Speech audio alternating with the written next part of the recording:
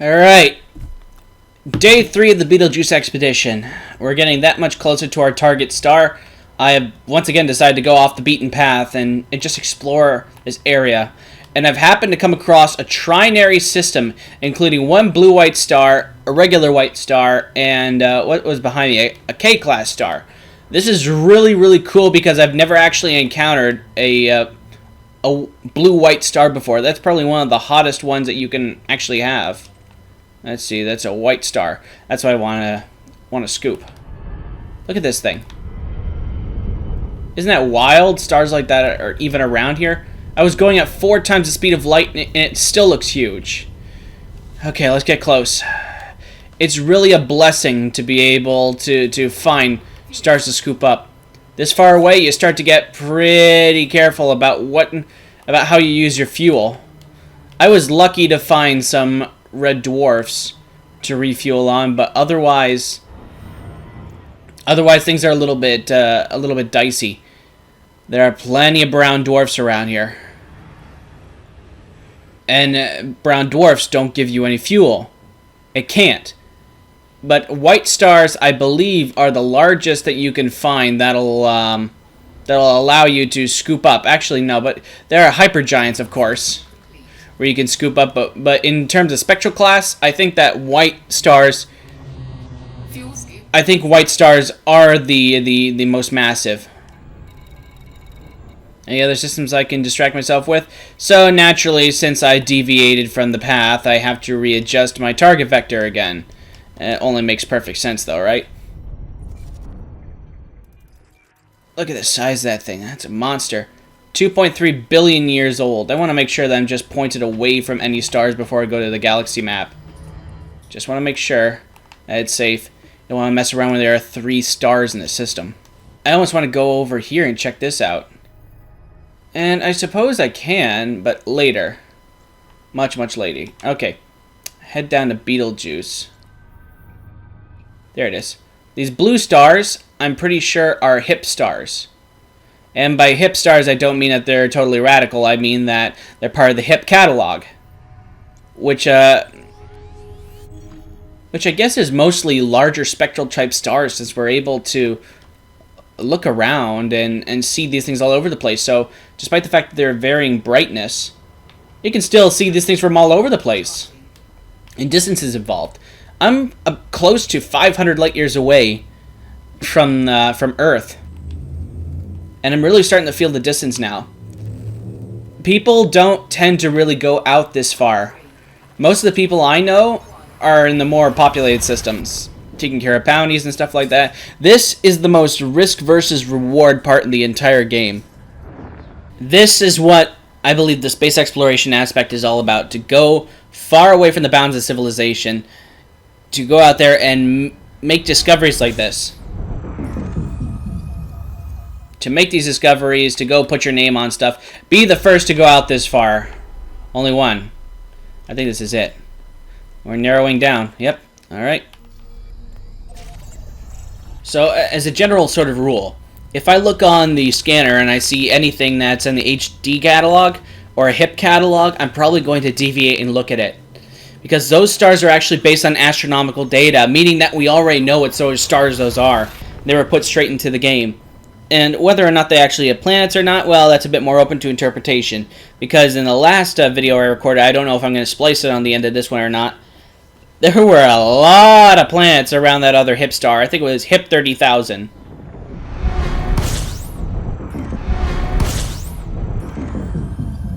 Yep, another stinker. Might still be worth something. 11 objects.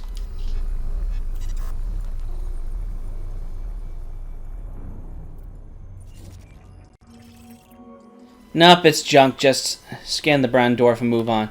I don't have time to just scan every single ice dwarf. Unless they probably modify the system where the smaller the planet is, the quicker it should take to scan, because logically speaking, if it's a small planet, there isn't a whole lot to actually look at on it. So, why not make it so that you can have your cake and eat it too? We can explore all these planets, and then at the same time, if it's not worth a whole lot, the system won't spend a whole lot of time on it to accommodate. Frameshift drive charging. Now, around when I'm at three-quarter tank, I'm probably going to look into refueling somewhere. Now, sometimes not all the icons on the galaxy map are accurate in what they represent. Sometimes it looks like they're talking about a star, when in fact they're actually referring to brown dwarfs, just exceptionally brighter ones.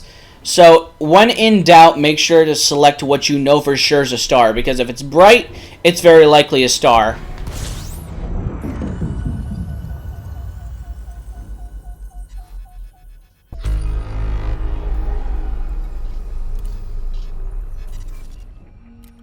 Ooh, you're a tiny one.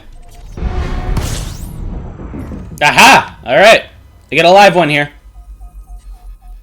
Perfect, perfect. Let's scan the system. I don't want to neglect the superpowers.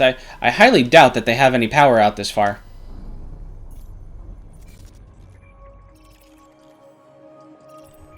Yeah, someone's already gotten to the center one. It looks like Brandino got the same idea as me, to basically scan the ones that look different than the others. They really got to put a lot more variety into the planet models. Otherwise, they just simply keep on look the same. Making different colors. Come on, you can do it. Alright, let's scoop up. Fill mine tanks. It's a little tedious, but you know what? I'm always looking forward to what's on the other side of this, of each jump. I can certainly say that much. It has me excited for what I could encounter. I never know what's going to be there. So, another sun. Sun-like. Actually, this could be another K-class star. Well, we're taking care of that. Let's scan the system. Soviet astronomy probably got here first. Yep. It didn't explore that. Nobody explored these. Just an ice planet. Nothing for me there. We scanned this yet? Oh, T-Tari star. Oh, wasn't expecting that. All right. That's a long way off. Do I want the star that badly? Huh. Yeah, I guess I do. Down to our last handful of jumps. The journey is almost coming to an end. Even though I might not be the first to discover Betelgeuse, I certainly have a whole bunch of discoveries. That could be an Earth-like world. Oh, awesome. This place is chock full of stuff. This is a good find. Yeah, I'll gladly pick up the pieces. Might spend a little bit of time here, though. So, let's see what we've got.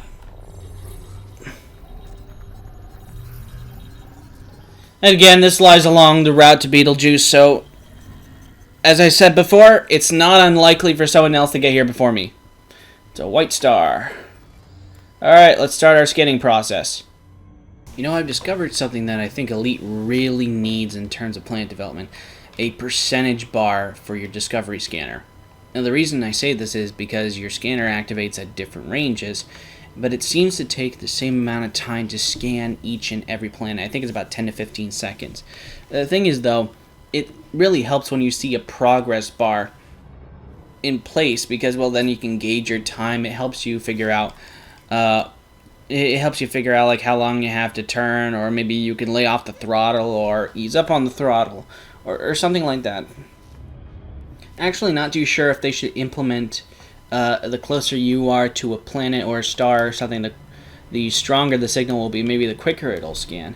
Maybe like 10 seconds is like the limit, the lower limit for what could be used for a scan, and however far away you are is ups the degree of time it takes for the scan to finish.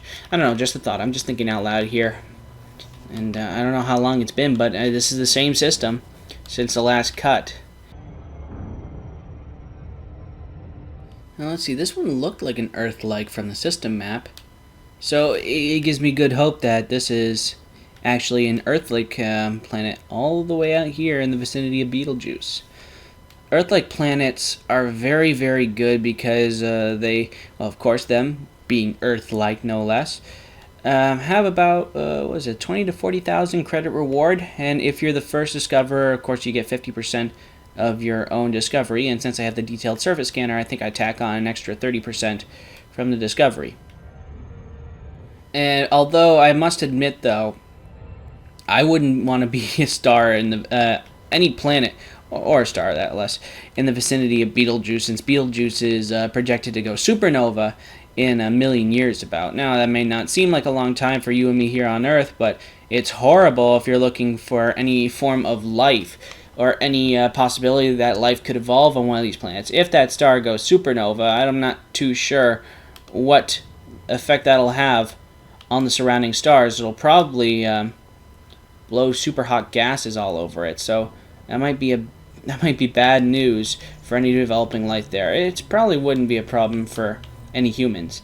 Ooh, imagine that if Betelgeuse went supernova in the games. You'd create a brand new nebula. Wouldn't that be awesome? Alright, let's see. Survey says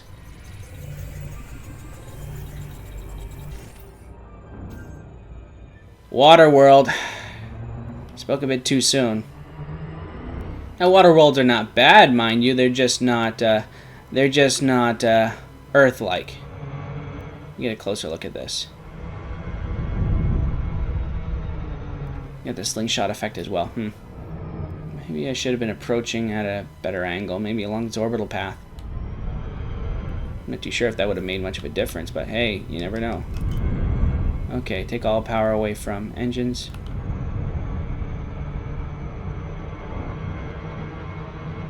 Well, it's kind of cool.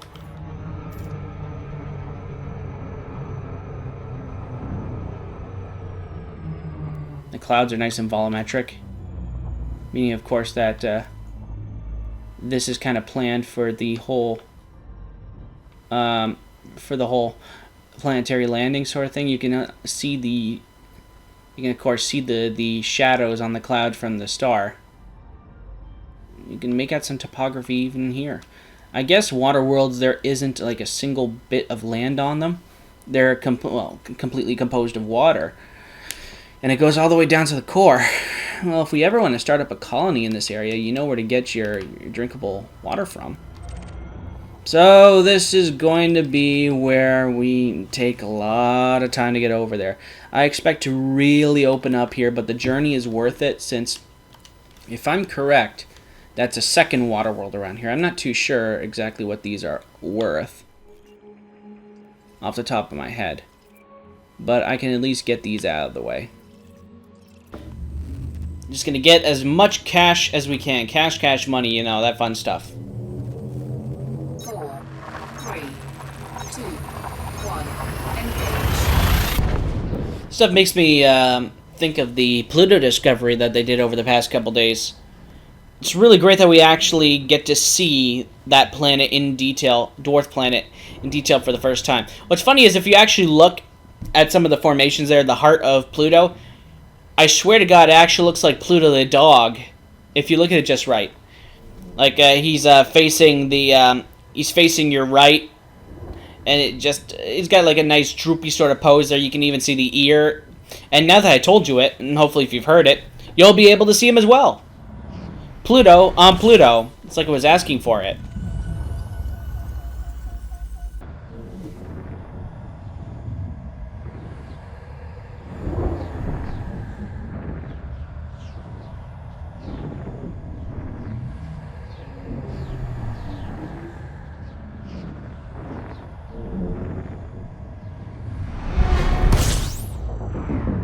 Damn! That's one big star. Far away are we? 4 astronomical objects. We are 2,000 light seconds away, 2,700 light seconds away from Betelgeuse, and it looks freaking huge. Like the big stars, they don't just jump out at you, they just appear after you exit frame shift.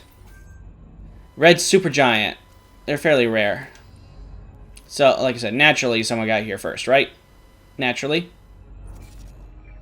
Yeah, of course.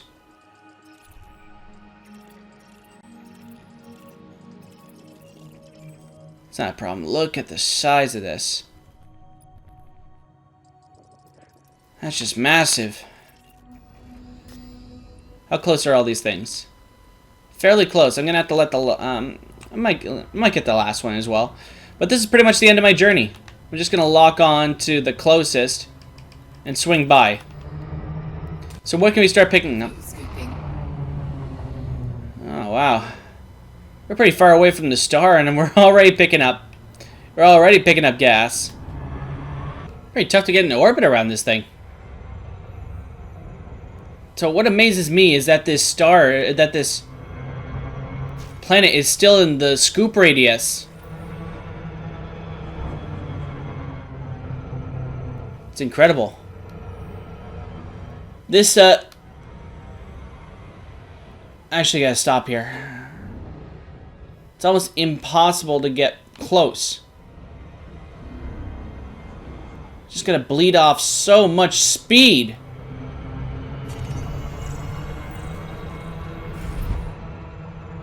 I mean, this isn't just me. I mean, as soon as I get close to it, I get a slingshot effect, and basically, I've gone down as far as I can go. I'm so trying to slow down here.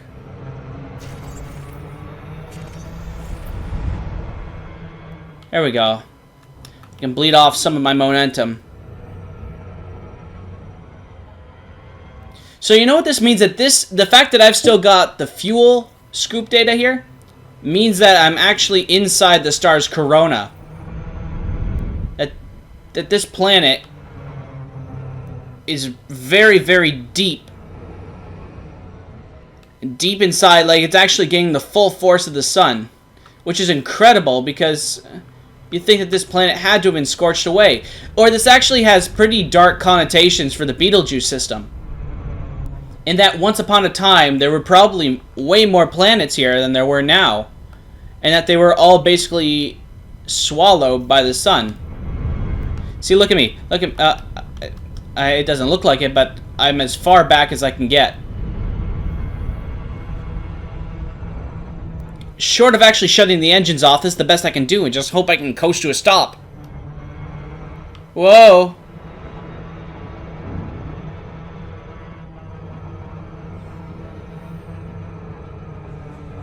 There we go. Very nice.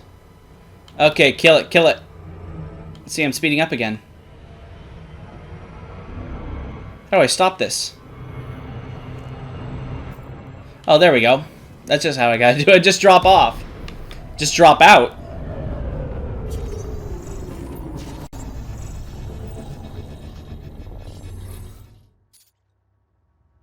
Let's just get a nice, awesome shot of this. Do I have any? There we go.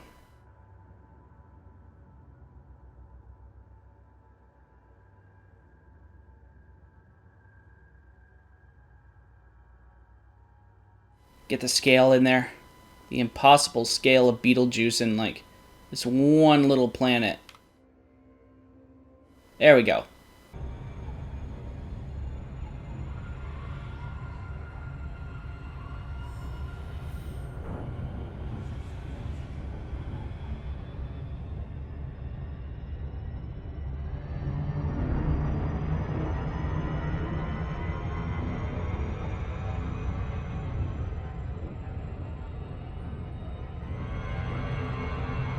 Just majestic.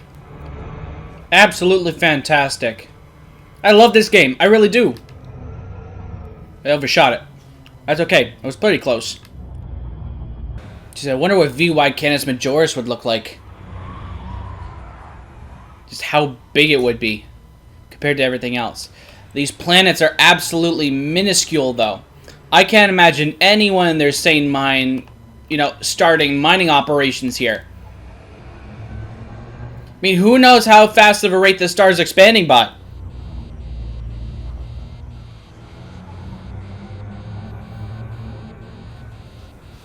Okay, I gotta watch out here.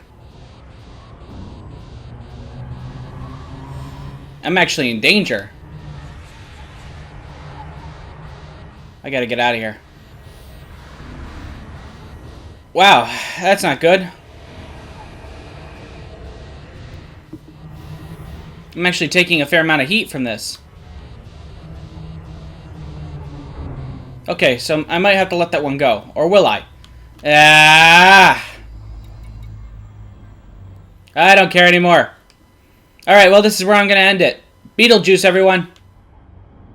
The star that has gone on to have quite an impact. An astronomical, viewpoints. It's a big star, and I was happy to find it at long last. Took me 3 days to get out here, only to discover someone got here before me. But you know what? I'm not even mad. That's a damn fine view right there. I can't even see the planet anymore. But like I said, it was fun getting out here, fun getting some of my own discoveries, and that's pretty much what Elite's about in terms of the exploration aspect. Go, find everything you can, make some money, and put your name out there. I'll probably have to do an honest-to-God review of Elite Dangerous soon. Well, I've been saying a lot of nice things about it, but that must mean that it's flawless? Well, let's see. Thanks for watching, everyone. And where I go from here, well, it's up to me, but I think I'll have some fun finding out.